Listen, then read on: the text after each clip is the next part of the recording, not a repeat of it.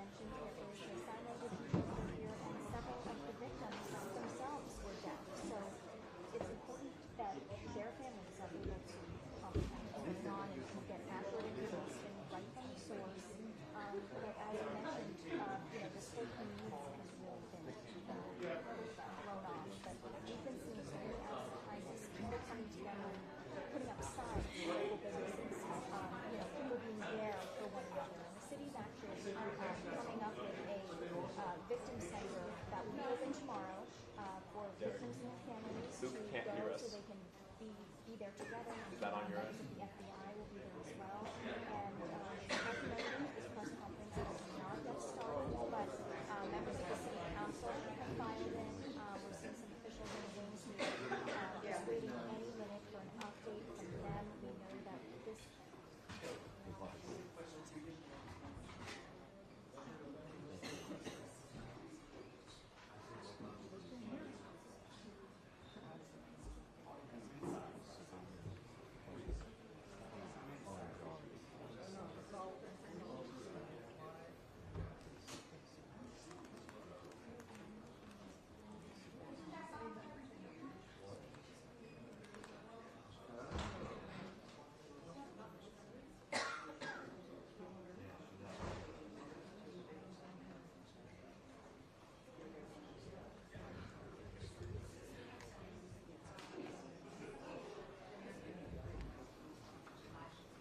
What's the number for that?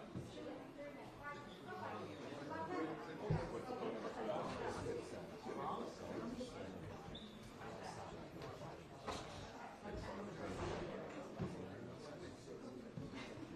2 more minutes.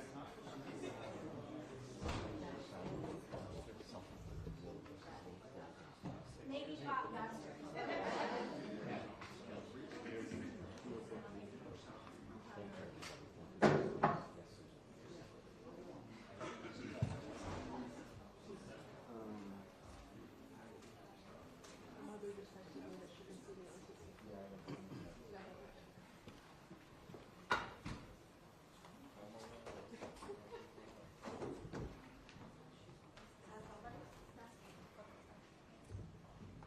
All right, we can hear you.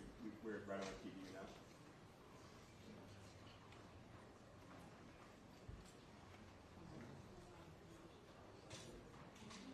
Yeah, we can hear you.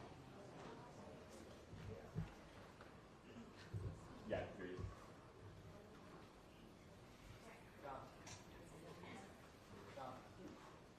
We can hear you loud and clear.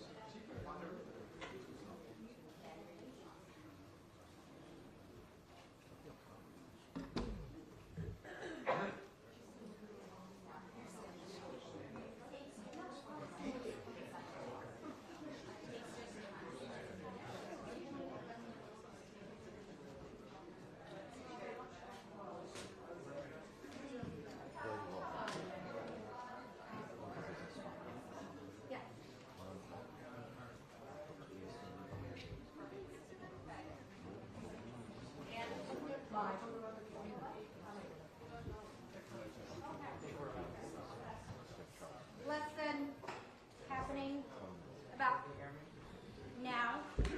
Happening now. Happening now. Happening now. Happening now. Can you hear me? Happening now. Talk to us.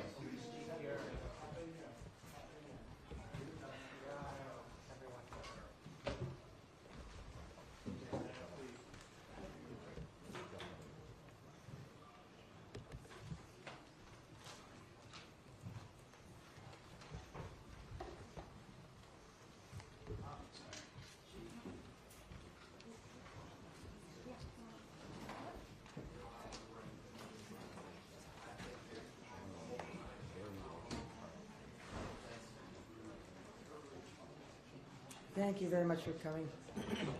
Excuse me, coming here on short notice. I stand here tonight to simply report that the Maine State Police have located the body of Robert Card in Lisbon. He is dead. I've called President Biden to inform him about this news. I've informed Senator King, Senator Collins, Representative Pingree, and Representative Golden. Commissioner Sawchuk will describe the circumstances of that discovery and some. And on behalf of all Maine people, I want to express my profound gratitude for their unwavering bravery and determination and fortitude, and for the leadership of Lewiston Police Chief St. Where'd you go? Right there, that guy. Lewiston Police Chief St. Pierre. Like many people, I'm breathing a sigh of relief tonight knowing that Robert Card is no longer a threat to anyone. I know there are some people, and many people, who share that sentiment, but I also know that his death may not bring solace to many. But now is a time to heal. And with this search concluded, I know that law enforcement continues to fully investigate all the facts so we can bring what closure we can to the victims and their families. And I ask that all Maine people continue to keep those families and all of the people impacted by this tragedy in their thoughts and prayers. Lewiston is a special place. This isn't us. Lewiston is a great place. It's a close-knit community of fine people, people with a long history, a history of hard work, of persistence, of faith, of opening its big heart to people everywhere. And tonight, the city of Lewiston and the state of Maine begin to move forward on what will be a long and difficult road to healing, but we will heal together. Thank you. And again, my deepest gratitude of all the people of the state of Maine, to these wonderful members of law enforcement who came from all over to help us solve this crime and put closure on this investigation. Robert Card is dead. Now I'm going to turn it over to Commissioner Sawchuk.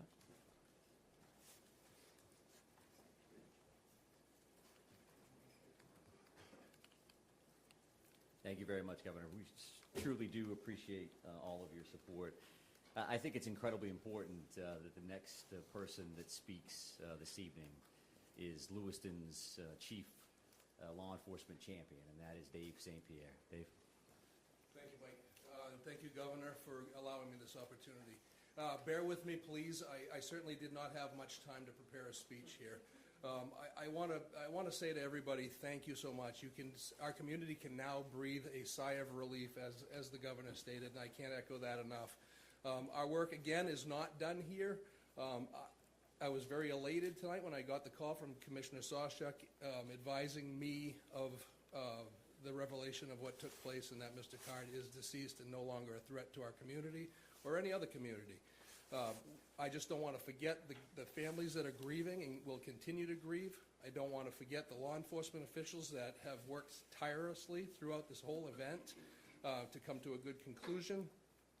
Our men and women of the Lewiston Police Department, of all of our surrounding agencies. We have with us Chief McGee here from Lisbon, where Mr. Card was found. This is vitally important to all of us that this conclusion came to light tonight. We're gonna grieve for the families that lost loved ones here. We're gonna continue to work. We're gonna persevere. And we become better people for it in terms of working together as teams. We've learned a lot from some mistakes. We've won a lot of accomplishments this evening. Again, I wasn't really prepared for this on a Friday night at 10:30, but I'm very happy to be here and very happy to say the threat is over. Thank you. Just a reaction from your officers when they got the news of this. Your officers have been working Sure. So our officers are being notified now as we speak. Some know, obviously, sooner than others. There are many that are still home. They're home with their families. And I'm quite certain at this point in time, we all know about this. This is something that all of our law enforcement personnel, ours and any surrounding community, has been paying very close attention to in awaiting positive news or good news. And this is by far the best news we've had in quite some time. Was there any belief at this time that the suspect was dead before finding him, or did this come as a brand new revelation that you never saw coming before this? So our reality here is that this search has been extensive. It's been thorough. It's been nonstop since the minute we started speaking with you and long before that. So all of these options are on the table, as we knew. We continue to search locations, in some cases multiple times. And we will have more information about exactly how this went down. We're going to have another briefing tomorrow morning at 10 o'clock. And I would please encourage you to think about next steps from your end, information that you would find important. And I will say that this is not going to be a long Q&A this evening. We wanted to make sure that we got this information out as fast as possible and as responsible as possible. And what I mean by that is that the time between the notification of the press release and now, there wasn't a lot of details there. There wasn't a lot of details there because we wanted to talk to the victims' families. We wanted to say, this is coming. It's important that they heard that information as close to first as anybody else. And you know who else we called? Was the family of the suspect. And they lost a loved one in this scenario. And there were many of that family that was very cooperative with us throughout. So they deserve that phone call. So we had those conversations tonight before joining you here. We also got a chance to spend some time with the brothers and sisters of law enforcement and our public safety partners that have been so incredibly helpful over the last few days, to say the least. So, one second. So right here, sir. Where exactly did you find him and when exactly did you find him? So at 7:45 this evening is when Mr. Card was located. I won't give you an exact address. It was near the river along Androscoggin in Lisbon Falls was the actual location. Ma'am, did you have a question? Ma'am, did you have a question? Yeah. When do police think he died? That all remains to be seen, right? So our reality is that we found that body at 7:45 and it's 10:25 now. So there continues to be a lot of work that needs to be done here at the scene with the medical examiner's office.